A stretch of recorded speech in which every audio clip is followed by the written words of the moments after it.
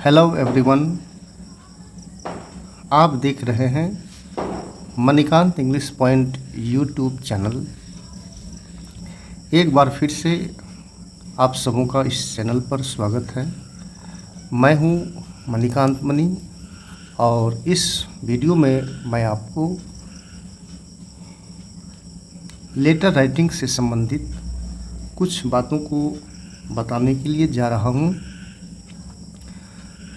जो संबंधित है आर्ट्स के अभ्यास से। पहले मैं इसे पढ़कर दिखा रहा हूँ, फिर इसकी व्याख्या करूँगा। आप देख सकते हैं लिखा हुआ है, लेटर राइटिंग और आर्ट्स एक दूसरे का पूरक होता है। वास्तव में चित्रकला भी भाषा का एक माध्यम होता है, अतः सुंदर लिखावट के लिए अपने अंदर फाइन आर्ट्स का निर्माण करें और प्रायः सुंदर वे ही लिख पाते हैं जो फाइन आर्ट्स अक्सर करते हैं। कुछ लोग पढ़ाई में इसे बेकार मानते हैं, परंतु यह हमारी एकाग्रता को बढ़ाकर हमारी माइंड पावर को बढ़ाता है। यह हमारे अंदर सृजनात्मक क्षमता को बढ़ाता है, अतः फाइन आर्ट्स का अभ्यास करें। अब मैं इसे उदाहरण से दिखा रहा हूँ कि जो फाइन आर्ट्स हैं, तो फाइन आर्ट्स अर्थात जो चित्रकला है, तो ये फाइन आर्ट्स लेटर राइटिंग का पूरक होता है। जैसे कि यदि हम कोई लेटर्स लिखना चाहते हों, तो उसके अंदर जो रेखाएं हैं, वो जो रैखिक आकृतियां बनाती है, या तो बंद आकृतियां होती है या खुली आकृतियां, या फिर उसके अंदर जो रेखाएं चलती है 360 डिग्री के अंदर सभी एंगल के हिसाब से। तो जब हम कोई चित्र बनाते हैं, चित्रकला करते हैं, तो उसके अंदर भी इसी तरह की बात उत्पन्न हो जाती है और हमें सभी तरह की आकृतियां बनाने में पूर्णता प्राप्त हो जाती है और यह हमारे हाथ को बैलेंस करता है, क्योंकि लेटर लिखने के लिए एक बैलेंस की ज़रूरत पड़ती है। जैसे आप देख सकते हैं, जैसे कि हमने इस तरह से बना लिया एक चित्र, तो इसके अंदर आप देख सकते हैं कि जो भी रेखाएं चल रही है वो भिन्न भिन्न एंगल पर उपस्थित हो रहे हैं। और इसे भी आप देखें, मैं एक घर बना रहा हूँ और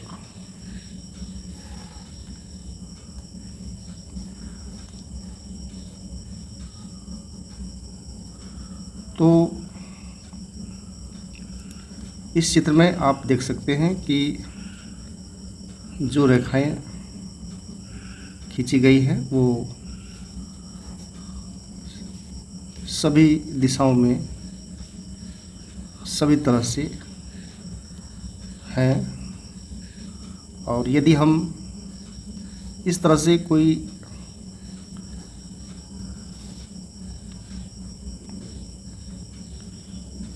दृश्य अर्थात फाइन आर्ट्स करने में यदि सफल हो जाते हैं, तो फिर इसी के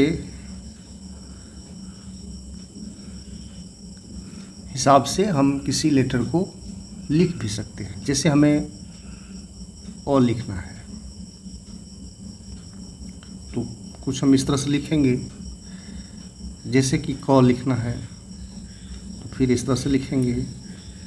फिर च लिखना है, तो इसके अंदर जो रेखाएं चली हैं वो कई तरह से कई एंगलों में कई दिशाओं में मूव कर रही है।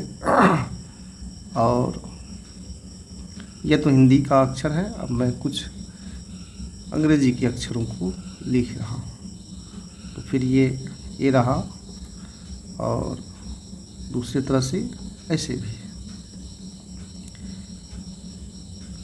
और ये बी, और एक दूसरी तरह से इस तरह से। तो कहने का मतलब यह है कि ये जो राइटिंग है, ये राइटिंग और ये जो फाइन आर्ट्स है, ये एक दूसरे के पूरक होते हैं। तो यदि आप अच्छे आर्ट्स करते हो तो इससे आपको राइटिंग में सहयोग मिलता है लिखने का। और यहाँ कुछ फाइन आर्ट्स को दिखाया गया है, आप यहाँ देख सकते हैं।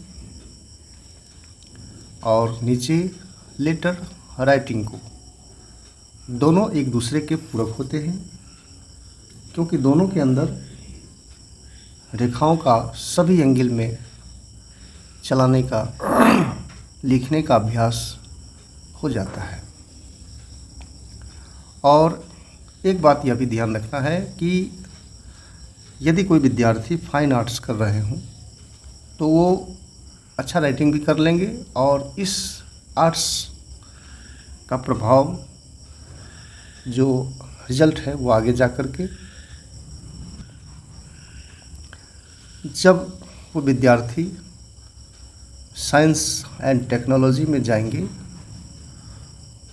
तो इस तरह की आकृतियों को वो बना सकेंगे और बेहतर तरह से बना सकेंगे। ये आप देख सकते हैं, ये डाइजेस्टिव सिस्टम है, ये एनिमल सेल है, और ये फोटोसिंथेसिस का चित्र है, और फिर यह फ्रैक्शन है, मैथमेटिक्स है। तो यहाँ पर कई विषयों से संबंधित चित्रों को दिखाया गया है।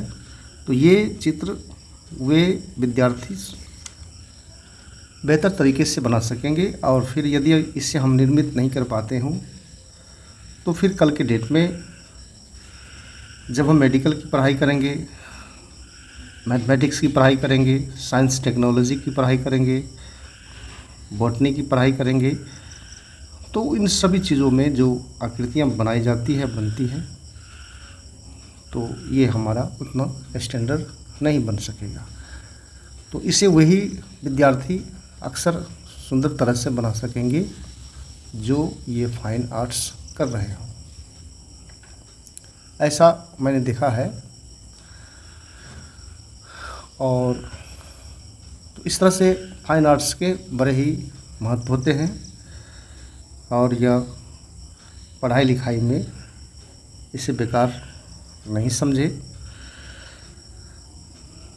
तो ये जो चित्रकला है, एक दिन यह अध्ययन के दूसरे रूप में परिणत हो जाएंगे। तो इन सब चीज़ों को बनाने में हमें सपोर्ट मिलेगा। तो मैंने लिखा है कि बच्चों की परीक्षाओं में चित्रकला और ललित कला इसलिए शामिल होता है।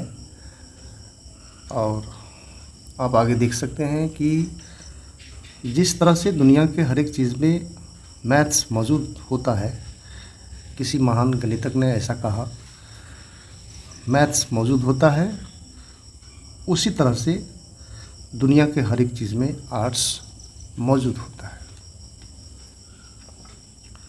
तो लास्टली यह है कि ईश्वर का यह संसार स्वयं अपने आप में एक रचनात्मक और सृजनात्मक सबसे बड़ी चित्रकला है। और मैंने कुछ आध्यात्मिक मैसेज को भी रखा है, जिसमें गॉड सबसे बड़े आर्टिस्ट होते हैं। तो इस वीडियो का अंतिम निष्कर्ष यह है कि बच्चे यदि अध्ययन के दरमियान आर्ट्स कर रहे हों तो ये आर्ट्स उन्हें विभिन्न क्षेत्रों में आगे जाकर विभिन्न तरह से उनकी सहायता करती है। इसलिए आर्ट्स को बेकार नहीं समझें। तो इन्हीं शब्दों के साथ यह वीडियो यही समाप्त होता है और मैं आशा करता हूँ यह वीडियो आप सबों को अच्छा लगेगा, चूँकि यह अपने आप में बहुत ही समस्यापूर्ण और प्रेरणादायक है और हमारे बीच एक नए विज़न को प्रस्तुत करता है।